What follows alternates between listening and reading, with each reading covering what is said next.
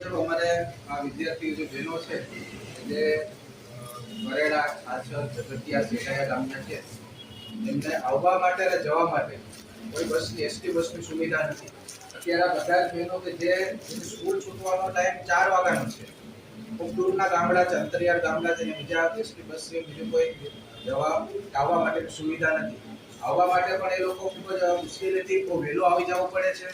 અને જવા માટે સ્કૂલ છૂટવાનો ટાઈમ 4 વાગ્યાનો છે. અત્યારે કેટલા વાગ્યા છે? એ લોકોએ બસ જે 3 વાગ્યાની અહીંયાથી ઉપડે છે ત્યાં જવા માટેની, તો સ્કૂલ 1 કલાક વહેલા એટલે કે અભ્યાસ પગાડી અને ત્યાં જવા માટે, કેમ કે 4 વાગ્યા પછીના સ્કૂલ ટાઈમ પછી એસટી બસની કોઈ સુવિધા નથી.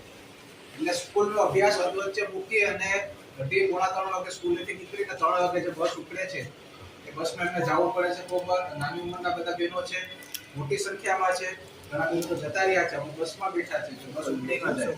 એટલે અમારી વિનંતી છે તમને કે ગુજરાતની જનતા, સ્થાનિક લોકો જે ટેક્સના પૈસા આપે છે એ ટેક્સના પૈસાથી જ તમારે સુવિધાઓ આપવાની છે. કોઈ વધારાની માંગણી અમે નથી કરતા.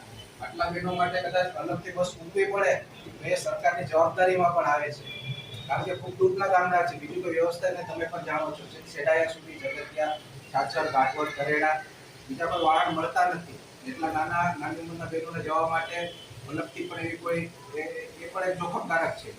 તમારા માધ્યમથી અમારી રજૂઆત છે કે વહેલામાં વહેલી તકે આ બહેનો માટે એના સ્કૂલ સમય દરમિયાન, કે બાકીના ટાઈમમાં તમે ગમે તે બસ મૂકેલો કોઈ અર્થ નથી.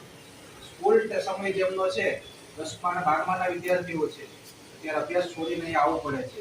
એ માટે તમે વહેલી તકે 2 દિવસમાં આમનો જે પ્રશ્ન છે એનું નિરાકરણ કરો. બાકી આ બધા વિદ્યાર્થી ભાઈઓ બહેનોને સાથે રાખીને આમ આદમી પાર્ટી દ્વારા અમારી એસટી ડેપોમાં અમે ધરણાનો કાર્યક્રમ આપશું.